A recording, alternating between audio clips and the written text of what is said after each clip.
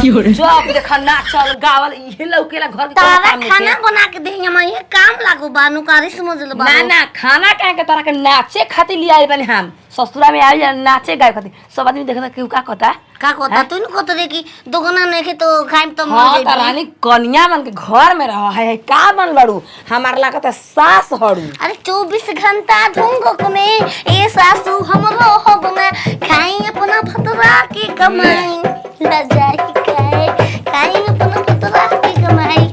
घर में चला गोदना गोदवाई लहरो आ गइल झुमकी गोदे खाती भतार के नाम गोद दे मार भतार खुश रही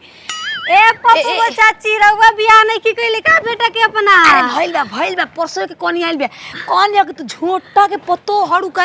हां ये चाची जी हम झोटा के पत्तो है तनी मन देखल नहीं तोर नया नया बियाह भइल त तार सास गोतना गोदे न खिया त काए कोनिया कहां से ये जिंदा रही तब न गोदे आई हां मर गइली बेचारी हां ये चाची जी बड़ा दुख बा हो 3 महीना हो गइल उनकरा मुंहले बताई घर में बैठला से काम ना नु चली तू गोदना गोदेल बड़ू का हां हम गोदना ए कोनिया बड़ा भाग से भेटाइल बड़ू जान लगे हमार पत्तो के शादी कइले हो गइल 1 महीना आ बिना गोदले हमनी के खाना ना बनवावे नहीं जा ना ना तो कोई ना बनवा देखो ना चलो ना हमार कोने गोद जन होई त ना अपन ले लिया आवा छिना तो औरो के ऐसन दुहम ना कि पनीर फट जाई सो तो भतरो खेला रही आवा खाए बनाइम हो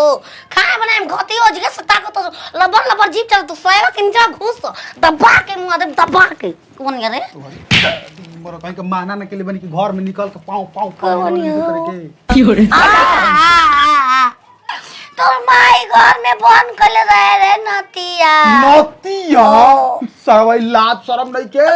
आउते आउत हम सर एक फ्राम पर खोल के चलो मार लो घरवा में लेके चलो चलो घर में चलो तुम का तो फिर माई देखी तो जिए ना दे रानी तू तोर माई के बेल चाहता खायन थूसियो न अब रोज रोज कहती खाना बनाएम हो ये तना सुटू सुटू बोला हम लूल बा हम चूल्हा चौकी खाने की तोरा के ले आयल बन तोरा कपाट पर तांडव कर आयल भाई मैं ना कहत रे का माई तोर कले बिया कि जाके भतार को कपार पर टांडव करिए हो चूल्हा चौकी ना करबी तू हम ओजे तांडव कहत रहे ना तो माई कहत रहे बियाह हो जी ओजे तांडव करिए अरे सवतिया जवान मन खतवन ओजे तू करे रे रारी हां हमार माई कहत रहे तोरा के तोर माई हम कुल कमाई जा करबे ना करब हो सही बात जवने बात तो आइल वाली अरे देखो कनिया जान तो दहेज में कोनो कमी नहीं के पता नहीं तांची तनी बोले में तेज भी और कोनो बात नहीं कोनो बात नहीं कि आजकल के तेज तराक लगी रही का रे तोमा के बंद करे के बारे में का जनो काम तक छोड़ देब भतार के तो मारे में तुमको दे दे नहीं करा हट हट कनिया ई है त नटक फाट दिया अच्छा हां ये कनी वाली सॉरी जतिया ले भी कार खो का कोइले बाबू जे के ना कहते वो कह आखिया भाई का कोइले और कनी के जा तू ही जब गोदना गोदना हरे नहीं रानी ये ता गोदना गोदी भतार के नाम लिखो धोर के पा हम तो गोद की हो रे पढ़ा लिखा दिया अच्छा अच्छा त गोद कुछ बिछाई तबे नु आवा हमारे ने बिछावत बा बढ़ जा कनिया ए पो देखा कनिया आजकल दुनिया जहान में अपने मर्दे के नाम लोग लिखवावत बिल्कुल बिल्कुल हमार कनिया के हाथ पर लिख दा बाएं पग लिखा के दाहिने भतार हम पिन खोल देला की हो रे जे घर में घुसला सूर्याई अकबारी में माई ने कोती का तारस को दाइन मोरे दान मो की हो रे लाओ कनी चूड़िया कितना के हो चूड़िया आई होई जती आई बताओ चूड़िया हमरो कैसे नहीं किंग बदलबू तो बनिया कैसन बात करत हलू तोहार त गांव से ढेर मिलल होई हवे तो अच्छी सामान मिलबा बहुत मिलल बा हो बाप मैं दे बार हम वही कर में प हम जिस बोले न ओकर हिसाब से कमाई मिलल बा दहेज पूरा दूध को भरल बा की हो रे कोनो बात नहीं कनी ढेर पनंग दू गो एगो सास में के एगो हमार तार की सुई लगाई ह अच्छा ठीक बाटे लगा देम अपना हिसाब से नाम के मोट पसंद हमके मोट चाहिए भतार के हट के लेके सूते के बाद आइए चाची जी सुई का करे के बा हो दा गोदी दा की हो रे पहले बांध देना तो लागब गोदे तो लागब आहे क के चिल्लाए अरे गड़ गल रे कनिया ना कनिया तू गोद तार चौरा आटवा निकाल दी अच्छा है तनी जाई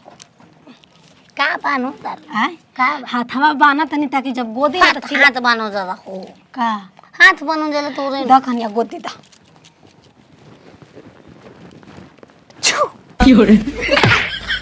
कैसे थूक रहे बिंदु ना पड़ा थूक के अरे फूक मारनी हां अपन है काना में के देबू तब ला ला ना काना में दे कनिया हम गोदे वाली हनी कोनो ऐसे सामान लेके ना खेल खोदे का ची लगतो खोदे का लागतो लाई पकड़ ला तार भतार के का नाम है मेकअप मारे वाला ई छड़िया हटे का हो ई जब गोद ली ना तो ई दर्द हरन हटे दर्द हरन जब जब इसे लगा दे दर्दिया हर ली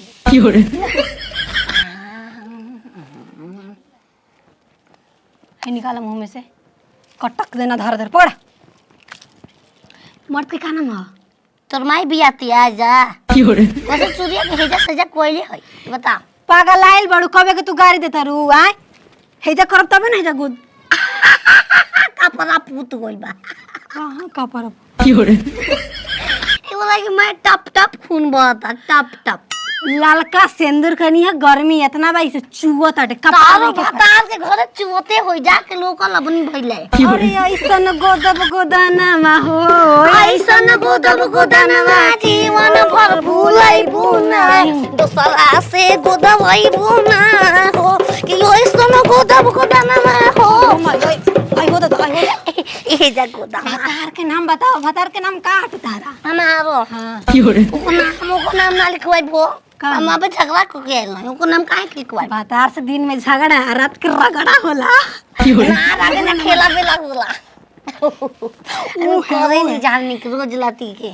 अरे नैन और अभी त उल्टा नैन हो काहे के पचन बोलिस के बन जा का से हम कॉल ना जाई हां तो कर कनी बता जवानी का नाम है कुछ लिख दे निमन नाम छुलज लिख दे छुलज मरद के कुछ और नाम बस सुल्ला तो लिखवा दे बू नाम बताओ नाम का छोटे के पड़े रे डुगु कुमार डुगु सही ये नाम हटे ना वो डुगु नाम हो पूरा से चल लमला लमला निकाल तोर माई के ऐसे ही कहलो समय आविन झगड़ा को के खेता में से अच्छा रामलाल राम का कहलू अरे रामलाल रामलाल ये ना लो लिखो आयो चुई ओ चुई के मेहिका से तार सास कह के गलबे के मेहिका से गोदी मेहिका से गोदत हिंदा मतलब में ही लिखाई हां चकटा लिखा चाहिए चकटा हां वो चटका पहले बूटी मार देते हिंदा बूटी सूटी हम काहे मना भई कि बूटी सूटी रही हो दा त बूटी नाम नाम लिख हिंदा अरे मैं हो गया पढ़ा लिखा ना को बुखरा के छोड़ दे हम का करब ले हम अपने से गोद लेंगे तना हमरा लिखे आवेला बोले अपना को गोद के दिखाओ कि तार गोद देख गोद ले भाई छगो ना बूटी हमर सूटी सास ना नाम ला लिख के दिखाओ तब हम लिखवाई माने दूसरा के भतार के नाम अपने हाथ पे लिखी हमार भतार नहीं अब दूसरा के भतार का अपना हाथ से नाम लिखल जो लूली बा छिना गई का रे रारी हम ना गुदवाई हम जानी लीची की ना जानते को खान चेक करें मीठा बात हम ने दा बुटिया मार दी तार सास गेल बेली आवे खाती आयो आयो बाबू दू को बुटिया मार देला से दोनों दे तान ले से कनी ना कनी जाओ अरे मायो माया आ भोसड़ी जब फाटते बता हाथ काहे के निकाल दो रख केलत भाई मजा आवत रहे रे